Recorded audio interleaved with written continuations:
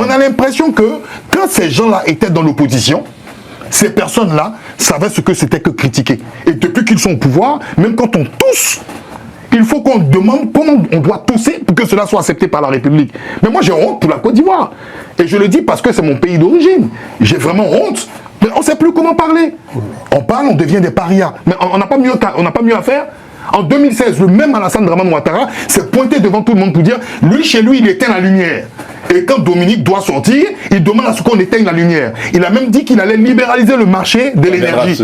Non, le marché de l'énergie. Salut à toutes et à tous, soyez la bienvenue sur cette chaîne. Depuis plusieurs semaines, les coupures d'électricité se multiplient en Côte d'Ivoire, plongeant des milliers de foyers dans l'obscurité. Une situation qui suscite incompréhension, colère et interrogation. Problèmes techniques, défaillances structurelles ou responsabilités humaines. À qui la faute? Dans ce débat, nous allons tenter de démêler le vrai du faux. Donc restez scotchés. Malheureusement, j'ai pas eu le temps de faire passer des unes, hein. D'accord. Il fut un temps en Côte d'Ivoire où le journal Le Patriote. Si, allez, ils vont l'envoyer les. Voilà, qu'ils affichent hein, cette fameuse une Gbagbo ou un autre courant, d'accord. Zéro, d'accord. Il y avait aussi Pitié, les Ivoiriens souffrent. Gbagbo, l'homme qui a tout détruit. Les experts du RDR dénoncent la mauvaise gestion. Voici des solutions d'ado pour sauver l'électricité. Gbagbo, le Hitler noir. Voilà, découvrir les similitudes frappantes entre les deux dictateurs. Ça, c'était en fait un journal qui n'était pas du pouvoir. C'était un journal d'opposition.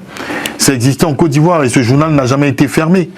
Peut-être, certainement, ils ont eu à payer des amendes. Donc, je parle d'une... Même si je n'encourage pas ce genre d'une, mais je peux dire qu'au niveau, quand même, en Côte d'Ivoire, on a rétrogradé. Parce que je lis ce que Jean-François Kouassi dit.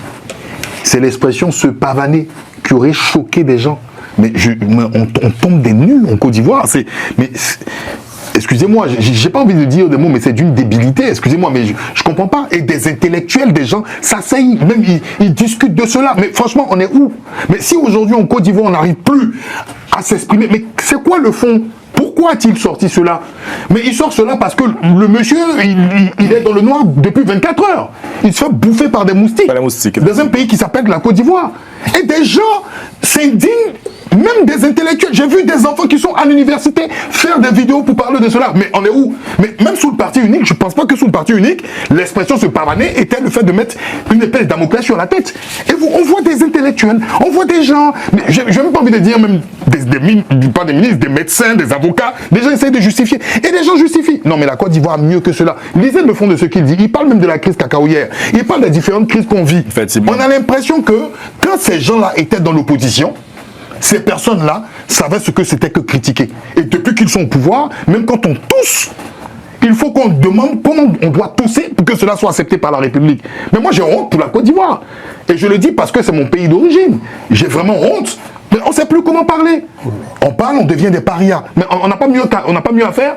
En 2016, le même Alassane Dramane Ouattara s'est pointé devant tout le monde pour dire, lui, chez lui, il éteint la lumière. Et quand Dominique doit sortir, il demande à ce qu'on éteigne la lumière. Il a même dit qu'il allait libéraliser le marché de l'énergie. Non, le marché de l'énergie. Parce qu'à cette époque, on a critiqué des gens qui ont renouvelé le marché de l'énergie à Bouygues. Parce qu'ils disaient qu'ils étaient contre la France. Lui, il est venu, il a dit, il va ouvrir. C'était en 2016. Nous sommes aujourd'hui en 2026. 10 ans. Aucune concurrence sur le marché. Monopole de la CIE, ils font ce qu'ils veulent. Souvent, ils donnent des explications 48 heures après. Comme ce fut le cas, ils disent non, ils avaient un problème d'un émetteur qui aurait brûlé quelque part. Ou même des adultes viennent se mettre là. Ils disent que quand il pleut, il faut qu'on coupe le courant pour garder. Mais c'est n'importe quoi. Moi, je ne vais pas faire la langue de bois, je ne vais pas être hypocrite. Parce que des gens paient leurs factures. Et ils paient leurs factures à prix d'or. Parce que ces Ivoiriens-là, on ne les entend pas. Ils souffrent tous les jours.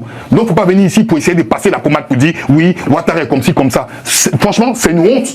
Et vraiment, c'est une honte pour ces gens-là. Parce qu'ils nous ont cassé les pieds pendant près de 20 ans. Il a dit dans un post sur Facebook, il dit souvenez-vous de la bouche pimentée de Jean le Baptiste et du sort qui lui a été réservé. Voilà. Encouragez donc le petit dans ses déclarations tapageuses.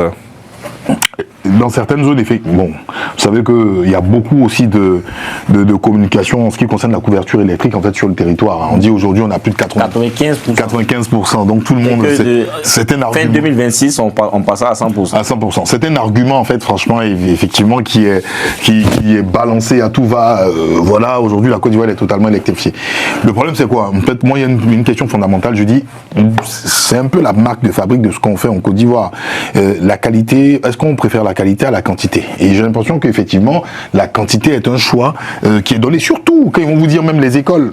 Alors, on a construit tel nombre d'écoles, mais au niveau du rendement, c'est médiocre, c'est bas. On a construit des hôpitaux, mais vous allez voir qu'il y a des cas d'hospitalisation ou des cas graves, des cas même les plus simples, et puis voilà, des gens ont la mort parce qu'il n'y a pas effectivement le rapport qualité par rapport au service qu'on attend. C'est-à-dire la prestation, c'est cela. Mais ce qui est encore plus dommage, c'est que les factures d'électricité, depuis ces dernières années, ont sérieusement augmenté. Donc aujourd'hui, on a plusieurs modes de paiement. On a un paiement, un abonnement classique comme on avait auparavant avec la fameuse facture de CIE. Aujourd'hui aussi, on a des abonnements à la carte. Les gens priorisent même des abonnements à la carte parce qu'ils veulent avoir plus de clarté, de lisibilité dans leur consommation électrique. Par contre, il y a un élément dont on parle, les coupures. Les coupures ne datent pas d'aujourd'hui. C'est un sujet qui est assez occulté. Je ne dirais pas que je suis un expert journaliste ou un investigateur. J'ai ma petite expérience quand même autour, c'est-à-dire de mon entourage. J'essaie de voir certaines personnes qui sont dans des quartiers qui sont plus ou moins, on va dire, entre guillemets, aisés et des quartiers populaires. Bon, dans les zones comme Abobo, par exemple, au niveau d'Abobo, à Niamey, il n'y a même pas seulement que des coupures d'électricité. Je peux vous dire, même il y a même des coupures d'eau qui datent de plus d'1 an. Ça existe en Côte d'Ivoire. On a même vu des populations d'Anyama manifester avec des bassines, des femmes en train de manifester avec des bassines qui disaient qu'on réclame de l'eau. Il y a un problème, il y a une canalisation comme toujours, on ne donne pas de détails, mais qui fait qu'aujourd'hui, il n'y a pas cette adduction et cet approvisionnement en eau. Sachant que des châteaux d'eau ont été construits l'été dernier à hauteur de 14 milliards. Bon, là aussi, il va falloir qu'on nous explique cela, pour régler cela.